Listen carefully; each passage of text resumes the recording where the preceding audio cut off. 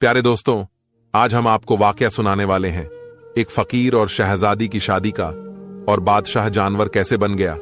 इस वाक्य को मुकम्मल जानने के लिए हमारे साथ आखिर तक रहिएगा। नाजरीन, एक दफा का जिक्र है कि एक बहुत ही खूबसूरत गांव था। उस गांव में एक बादशाह रहता था।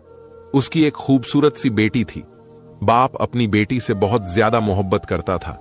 जब उसकी बेटी शादी के लायक हो गई तो उसके रिश्ते दूसरी राजाओं के पास से आने लगे। वह अपनी बेटी की शादी करने के लिए लड़कों से मुलाकात भी कर रहा था, लेकिन अब तक उसे कोई भी अपनी बेटी के काबिल नहीं मिला। एक दिन उस गांव में एक मांगने वाला फकीर आया, जिनकी उम्र तकरीबन 80 साल थी। वह बादशाह से कहने लगा कि मैं आपकी बेटी से शादी करना चाहता हूं। यह सुनते ही बादशाह को बहुत ज्यादा गुस्सा आया। उसने कहा कि तुम्हारी हिम्मत कैसे हुई, तुम्हारी इतनी औकात कि तुम मेरी बेटी के बारे में सोचो। उसने अपने आदमियों से कहा कि फौरन इसकी गर्दन उड़ा दो। उसने जुर्रत कैसे की कि मेरी बेटी को अपनी बीवी बनाने के बारे में सोचने की भी। फकीर को गिरफ्तार कर लिया गया। उसे ले जाकर कैद खाने में डाल दिया गया। उस फकीर ने कहा कि आप मेरी बात को समझने की कोशिश करें। मैं आपकी बेटी से शादी करना चाहता हूं, लेकिन इसके पीछे एक बहुत बड़ी वजह है। लेकिन बादशाह कहने लगा कि मैं अब एक ही बात सुनना नहीं चाहता। बादशाह ने फौरन उसको कहा कि इसको ले जाओ और कैद खाने में डाल दो। उस फकीर को कैद खाने में कोड़े मारे जा रहे थे।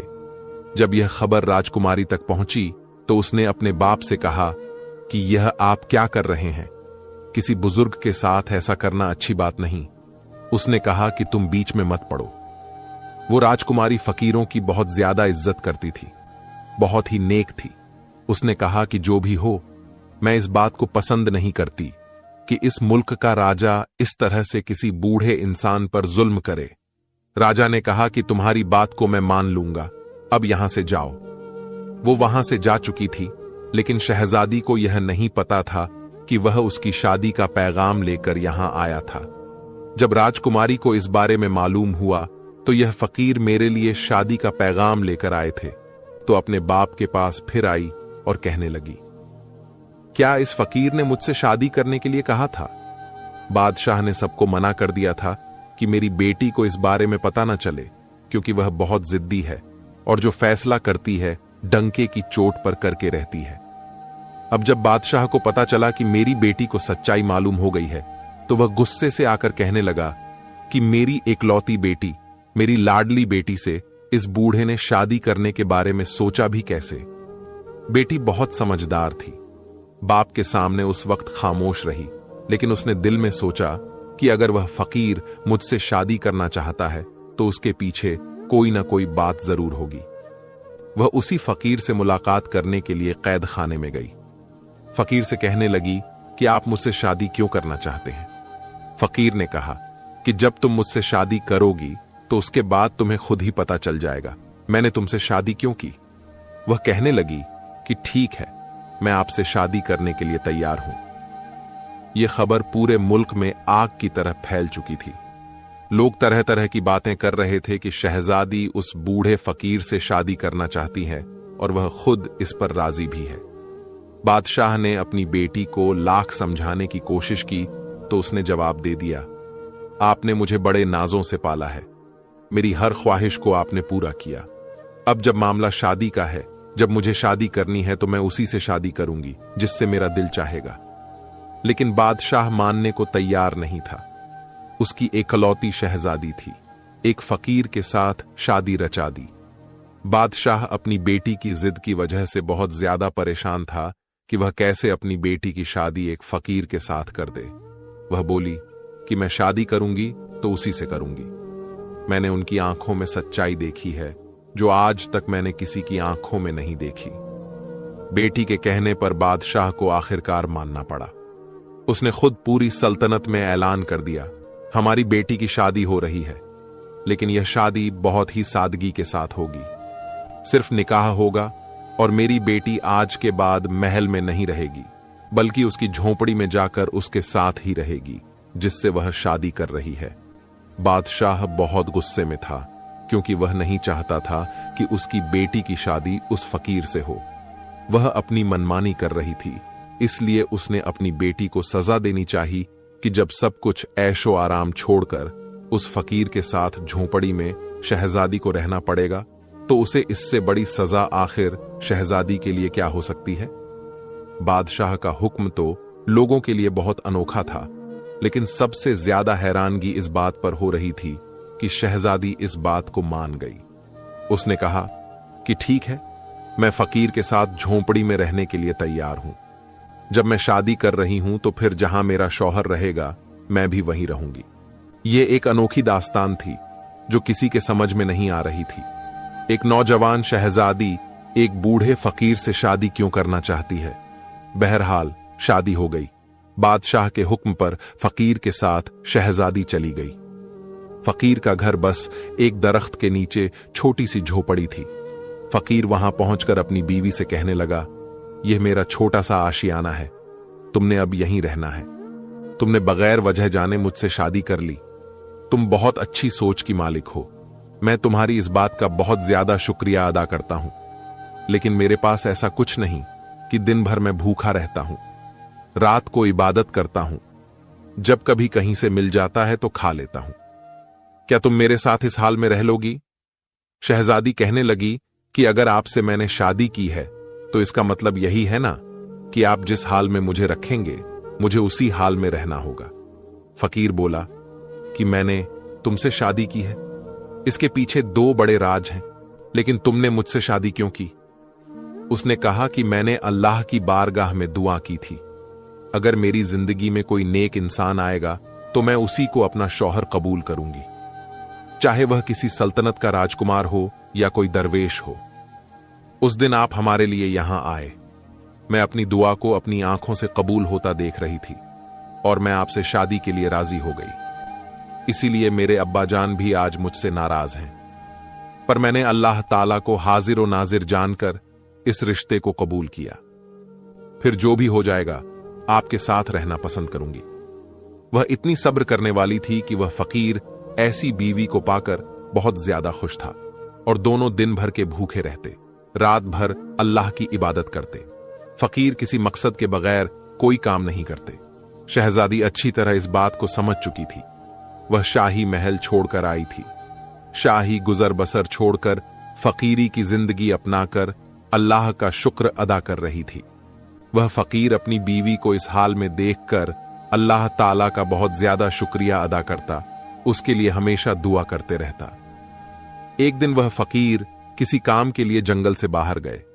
वहां पर शहजादी से मुलाकात करने के लिए एक अनजान आदमी आ गया। वह दरअसल उसके बाप की तरफ से भेजा गया एक नौकर था। उसने कहा कि आपके अब्बा जान आपको बहुत ज्यादा याद करते हैं और कहते हैं कि हमारी शहजादी खुश है कि नहीं, उस फकीर के साथ किस हाल में है। यह सुनकर उस शहजादी का दिल भर आया और फिर उस नौकर ने कहा, हमारी बेटी से कह देना कि अगर वह वापस महल आना चाहती है तो हम उसको महल वापस बुलवा लेते हैं और यह रिश्ता भी खत्म करवा देंगे। शहजादी ने कहा, लगता है मेरे बाप ने मुझे पहचाना नहीं। मैं उनके साथ बहुत ज्यादा खुश हूं और अल्लाह ताला की रजा पर मैं बहुत राजी हूं। वह मेरे शौहर है और मैं उनसे बहुत ज्यादा खुश हूं। उस नौकर ने कहा कि आपके बाप ने आपके लिए एक बहुत बड़ा मोती भिजवाया है। वह नौकर जिद करके मोती को वहां पर रखकर चला गया। वह फकीर जब अपने काम से वापस आए, उन्होंने मोती को सामने देखकर कहा, यह तुम्हें किसने दिया? उसने सारी कहानी सुना दी। वह बोले, अगर आप मेरे साथ खुश नहीं हैं, अगर आप अपने वालिद के पास जाना चाहती है तो जा सकती है। मैं आपसे कोई शिकायत नहीं करूंगा। मैं आपसे राजी हूं, बल्कि मैं यही चाहूंगा कि आप खुश रहे।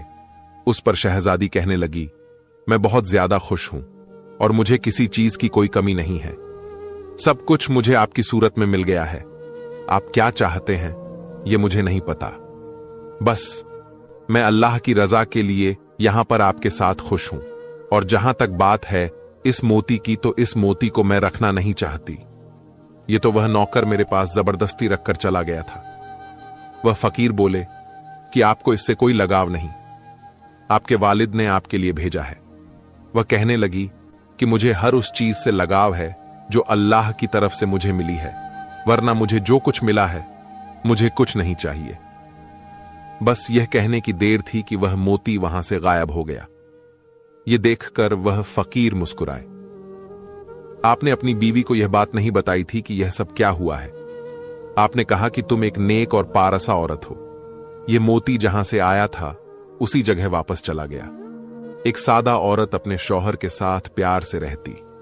उम्र का इतना फर्क था, तब भी उसको सुकून था, जिसने हमेशा शाही जिंदगी देखी।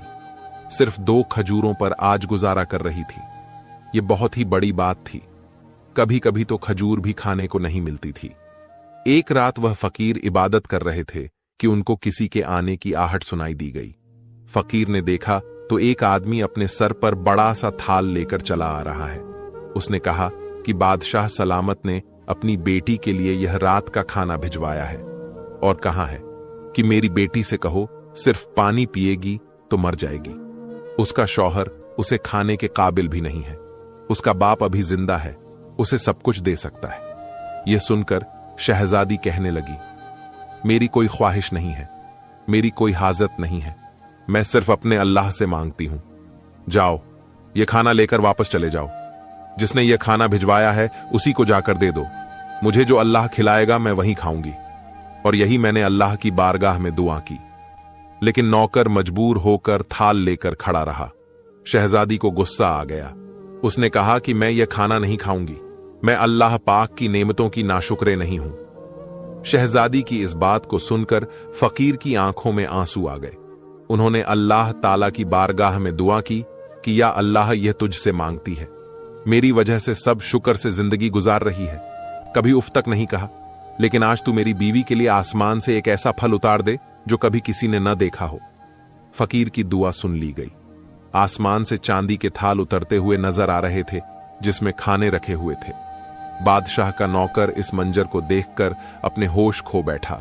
अपने खाने की थाल को लेकर वह वापस महल की तरफ चला गया। अब यहां पर उस फकीर ने कहा कि तुम हमेशा कहती हो ना, अल्लाह ताला तुम्हें खिलाएगा तभी तुम खाओगी। ये तुम्हारे लिए खाना आसमान से आ चुका है, अल्लाह ताला की तरफ से है। अब शहजादी ने अपने शौहर के साथ मिलकर वह खाना खाया। शादी से लेकर अब तक आज पहली बार उसने पेट भरकर खाना खाया था। इस पर उसने अल्लाह का शुक्र अदा किया। वह नौकर जब महल वापस पहुंचा तो उसने बादशाह से कहा, अब आप अपनी बेटी की जरा भी फिक्र न करें, उसके लिए तो आसमान से चांदी के बर्तन उतारे जा रहे हैं। वह बहुत अच्छी जिंदगी गुजार रही है। वह कोई फकीर नहीं बल्कि लगता है किसी सल्तनत का राजकुमार है। बादशाह ने कहा कि ऐसे कैसे हो सकता है? अगर ऐसा होता भला वह झोंपड़ी में क्यों रहता? मेरी बेटी मेरे खिलाफ आखिर कैसे जा सकती थी? अपने मुलाजिम की बातों को सुनकर बादशाह के कान खड़े हो गए, लेकिन उसके सामने उसने कुछ भी न कहा। उसने कहा, मैं भी तो जरा जाकर देखूं, मेरी बेटी के लिए आखिर खाना कहां से आता है। एक दिन वह चुपके से भेष बदलकर फकीर की झोंपड़ी के पास पहुंच गया। उधर फकीर ने फिर अल्लाह की बारगाह में दुआ की। बादशाह ने खुद अपनी आंखों से देखा कि आसमान से थाल उतरता हुआ आ रहा था और उसमें ऐसा खाना था जो आज तक किसी ने नहीं खाया। न ही बादशाह के शाही महल में कभी ऐसा खाना बना था।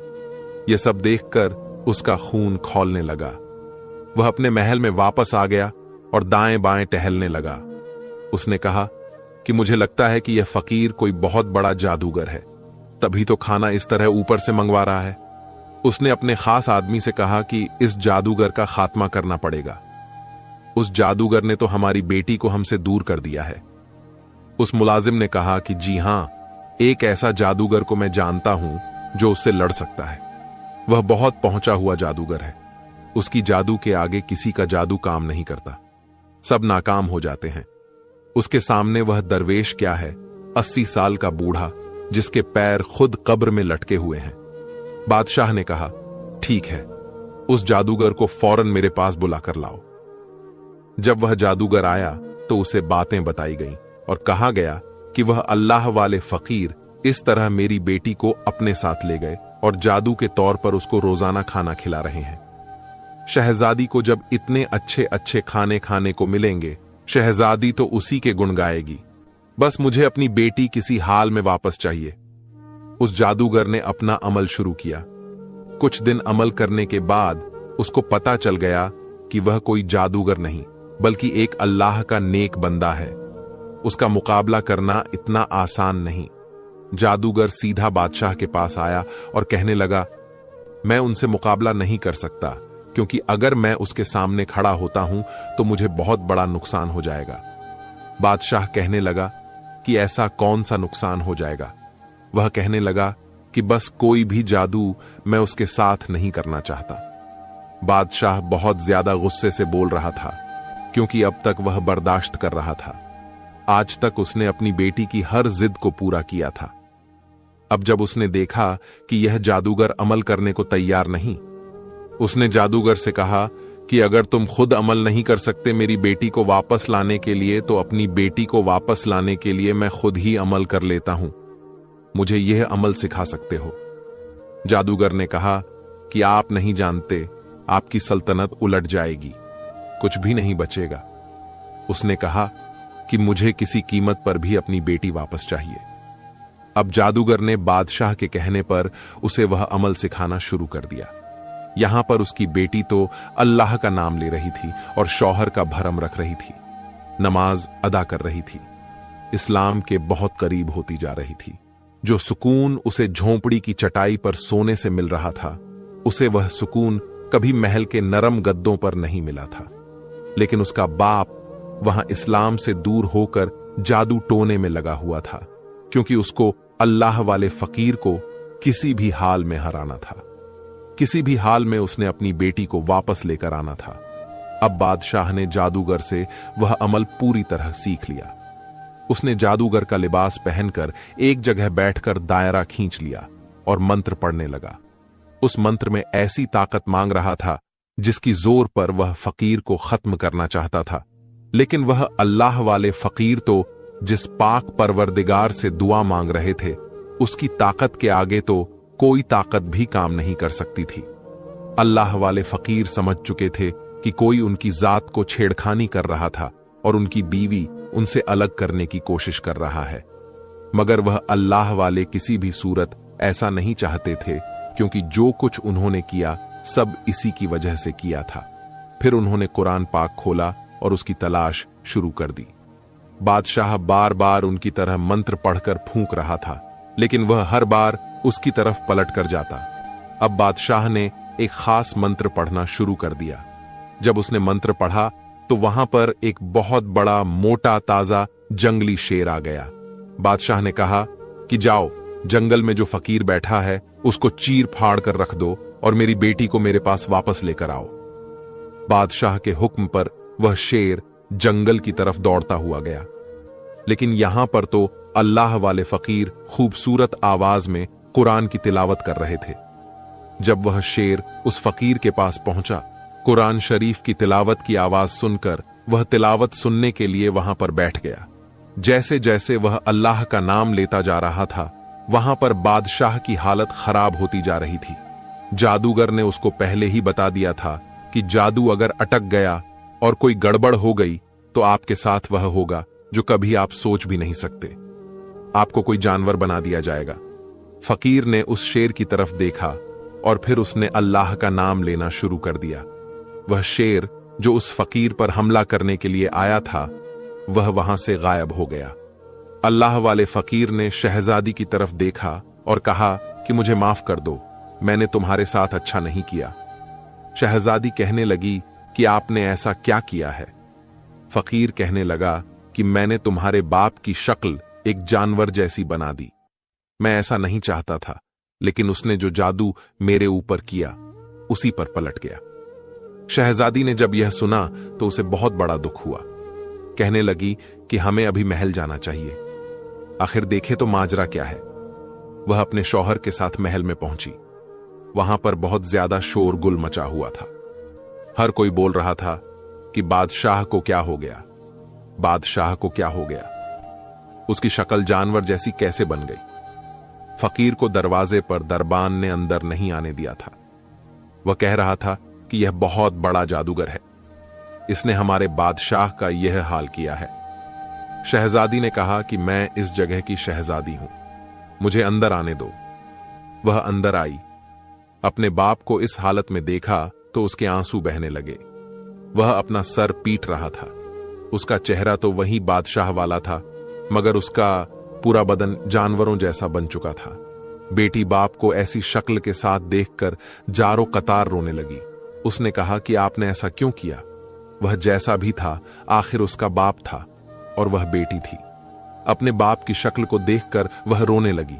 उसने कहा कि आपने ऐसा क्यों किया हमारे साथ? आपने क्यों मेरे शौहर को मारना चाहा? बादशाह ने कहा, मैं तुम्हारे शौहर को बहुत पहले से जानता था। तुम्हारे शौहर ने तुमसे शादी कर ली, लेकिन तुमसे शादी करने की वजह से आज तक उसने नहीं बताई।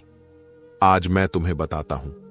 दरअसल मैं तुम्हारी शादी किसी मुसलमान से नहीं करना चाहता था, बल्कि मैं तुम्हें एक ऐसी सल्तनत की शहजादी बनाना चाहता था जो कि गैर मुस्लिम था और उसकी बहुत बड़ी जायदाद थी। मैं उसकी शादी तुमसे करके उस मुल्क को अपने कब्जे में लेना चाहता था। इसलिए मैंने तुम्हें यह बात नहीं बताई थी, क्योंकि तुम दीन के बहुत करीब थी और मैं जानता था कि तुम बहुत नेक हो, इबादत गुजार हो और तुम यही चाहती हो कि तुम्हारा शौहर सच्चाई के रास्ते पर चलने वाला हो। एक दिन मैं उसी गैर मुस्लिम राजकुमार से मिलने के लिए उसके मुल्क की तरफ जा रहा था। रास्ते में मुझे इस शख्स की झोंपड़ी नजर आई। मैंने उसे वहां पर इबादत करता हुआ देखा। तुम तो जानती हो कि मुझे फकीरों से सख्त नफरत है। जब मैंने इस फकीर को देखा तो मैं कहने लगा कि मेरी बेटी न जाने किसके साथ शादी करेगी। मैं किसी फकीर के साथ अपनी बेटी की कभी भी शादी नहीं करवाऊंगा। मैं तो उसे किसी राजकुमार की बीवी बनाऊंगा, अगर वह गैर मुस्लिम ही क्यों ना हो। इतना कहकर मैं वहां से गुजरने लगा तो उस बूढ़े फकीर ने मुझे रोककर कहा कि आप ऐसी बातें क्यों कर रहे हैं? एक मुसलमान होकर अपनी बेटी की शादी किसी मुसलमान से ही करें, क्योंकि दीनदार शौहर ही आपकी बेटी की इज्जत करेगा, उसको नाम देगा, मोहब्बत देगा, क्योंकि वह अल्लाह से डरने वाला होगा। इससे आपकी बेटी को भी मोहब्बत होगी। ये दौलत, ये महल, ये सब यही रह जाएंगे। आखिर में सब कुछ यही रहेगा जो आपके साथ होगा। आपका दोस्त होगा जो अल्लाह के रास्ते पर चलने वाला होगा। बस मुझे उसकी यह बातें बहुत कड़वी लगी। मैंने कहा कि तूने यह बात क्यों कही? आखिर तू होता कौन है मुझे यह बात कहने वाला? मैं अपनी बेटी की शादी जहां मर्जी करूं, यह मेरी मर्जी है। मैं उससे इतनी नफरत करने लगा कि अपने सिपाहियों से कहकर मैंने उसे कोड़े भी लगवाए। फिर भी यह मुझसे कहता रहा कि मैं अपनी बेटी पर जुल्म न करें, इसलिए यह महल मेरे पीछे पीछे आ गया तुमसे शादी करने के लिए। तुम तो वैसे ही अल्लाह के नाम पर जान देने वाली थी। तुमने अपनी मर्जी के खिलाफ जाकर इस 80 साला बुजुर्ग से शादी कर ली। मैंने सोचा था फकीर झोंपड़ी में रहता है, तुम्हें क्या दे सकेगा? तुम तो महलों में रहने वाली एक शहजादी हो। चंद दिनों के बाद तो तुम मेरे पास वापस आ जाओगी, पर तुमने सब्र और शुक्र के साथ वहीं रहकर इबादत शुरू कर दी। तुम उस झोपड़ी में भूखी रही, लेकिन महल वापस पलटकर नहीं आई। जब मैंने देखा कि आसमान से तुम्हारे लिए खाने उतर रहे हैं, तो फिर मैंने तुम दोनों पर जादू किया, जो मुझे नहीं करना चाहिए था। मेरी शक्ल एक जानवर जैसी हो गई। फिर वह बादशाह फकीर अल्लाह वाले से कहने लगा कि मुझे माफ कर दो। उसकी बेटी को यह सब सुनकर बहुत ज्यादा दुख हुआ। उसने कहा कि आपने जो चाहा था कि मेरी शादी ना हो, मगर अल्लाह ताला जो चाहता है बेहतर करता है। मेरी शादी हो गई। मैं बहुत ज्यादा खुश हूं और मेरे नसीब में सबसे अच्छा शौहर है जो अल्लाह ताला से डरता है, मुत्तकी, परहेजगार, इबादत गुजार और ईमानदार है, अपनी बीवी की इज्जत करने वाला है। मैंने हमेशा चाहा था कि मुझे जो भी मिले अल्लाह की तरफ से मिले। मेरा शौहर भी मुझे अल्लाह ने अता किया है, अगरचे वो 80 साल के हैं। इस बात पर मैं खुश हूं, क्योंकि जो शौहर अपनी बीवी का एहतराम करता है, उसकी इज्जत करता है, वही अच्छा शौहर होता है। मैं क्यों ऐसे राजकुमार को तलाश करूं जिसकी बहुत बड़ी सल्तनत हो लेकिन उसका दिल बहुत छोटा हो? मैं जो अल्लाह की बारगाह में दुआ मांगती हूं मुझे मिल जाता है, फिर मुझे क्या चाहिए? अभी वह बोल ही रही थी कि एक लम्हे उस फकीर की शक्ल बदली। वह नौजवान बहुत ही ज्यादा खूबसूरत था। उसने जब अपने शौहर को गौर से देखा तो कहने लगी कि सुभान अल्लाह, आप कौन है? उस अल्लाह वाले ने कहा कि मैं तुम्हारा शौहर हूं। शहजादी को तो अपनी आंखों पर यकीन नहीं आ रहा था। बादशाह भी यह सब देखकर हैरान था, जो अपनी हालत पर रो रहा था और अफसोस कर रहा था। उसने कहा कि मैंने 80 साल के बूढ़े को इतना दुत्कारा कि मेरी शक्ल एक जानवर जैसी बन गई, लेकिन यह अल्लाह वाले फिर से जवान हो गए। फकीर ने अपनी आवाज में कहा, हां, मैं तुम्हारा शौहर हूं। तुमने सब्र और शुक्र के साथ जिंदगी को गुजारा। मैंने तुम्हें जो खिलाया तुमने वो खाया, कभी उफ तक नहीं कहा। अल्लाह पाक भी तुमसे खुश होकर अल्लाह पाक ने तुम्हें यह शौहर अता किया है जिसका तुम हक रखती थी। फिर वह अपनी बीवी को साथ लेकर जंगल के रास्ते से गुजरने लगे तो उसने कहा कि हमें इस झोपड़ी में नहीं जाना। उन्होंने कहा कि मैं तुम्हें वहां ले जा रहा हूं जहां की तुम मलिका बनोगी। यह झोपड़ी, यह जंगल, यह खाली पेड़, यह सब तुम्हारा इम्तिहान था। तुम इस इम्तिहान में कामयाब हो गई। मैंने तुमसे कहा था ना, जब तुम्हें वजह का पता चलेगा तो तुम अल्लाह का शुक्र अदा करोगे। सुभान अल्लाह। तो दोस्तों, देखा आपने, एक शहजादी जो कि एक गरीब की झोंपड़ी में उसकी बीवी बनकर रह रही थी और अल्लाह से हर चीज मांगती थी। उसने जो भी मांगा सिर्फ अल्लाह ताला से मांगा। जो लोग अल्लाह की जात पर भरोसा रखते हैं, अल्लाह ताला उन्हें उस जगह से नवाजता है जहां उनका गुमान भी नहीं होता। इसलिए हम सबको भी सिर्फ अल्लाह की जात पर भरोसा रखना चाहिए और सिर्फ अल्लाह की जात से मांगना चाहिए। आखिर में अल्लाह पाक से दुआ है कि अल्लाह पाक हमारी तमाम मुरादें, हमारी तमाम परेशानियों को दूर कर दे। अल्लाह पाक से दुआ है कि अल्लाह पाक हमारी तमाम मुश्किलों को दूर करें और अल्लाह ताला हमारी हर जायज ख्वाहिशात को पूरा करें। आमीन। प्यारे दोस्तों, इस वीडियो को लाइक जरूर कर दे, क्योंकि लाइक करने से YouTube इस वीडियो को और भी ज्यादा लोगों तक पहुंचाता है। और हां, वीडियो को दूसरों तक शेयर कर दें। हो सकता है कि आपके एक शेयर से यह बात किसी के दिल में उतर जाए और हम सबके लिए सदकाए जरिया बन जाए।